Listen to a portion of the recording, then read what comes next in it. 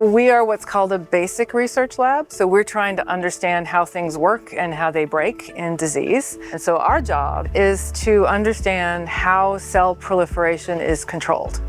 We foster an environment of research that studies cell cycle. So it's the foundation, it's what we start off with. It's your beginning building blocks of the therapies that you're trying to use in clinical studies. It's where it all begins. A lot of the work, like what we're doing, started back in the middle of the last century. One of the key findings of the early work was a particular enzyme called a cyclin-dependent kinase, which is actually required to kick off the cell proliferation cycle and get cells ready for DNA replication. And it turns out that once we knew that was an important part from all that earlier basic science work, we could look in cancers and say some cancers have too much activity of this enzyme.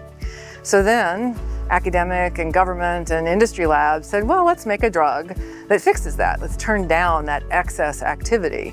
And it turns out that that kind of drug has been recently very successful in treating some kinds of breast cancer.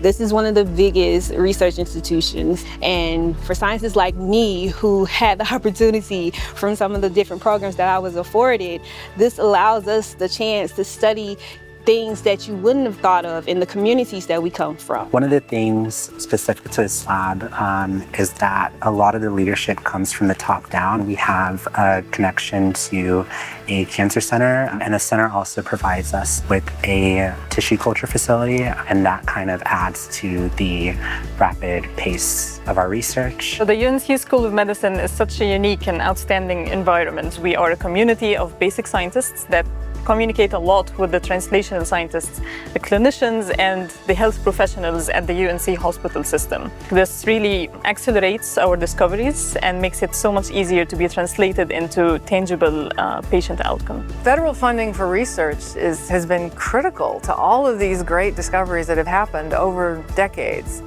It's not for profit, right? The goal is not to make money or to make a product that we can immediately commercialize. The goal is to build knowledge, but if we don't do that research, then we don't actually get to move the field forward and patients don't get to benefit.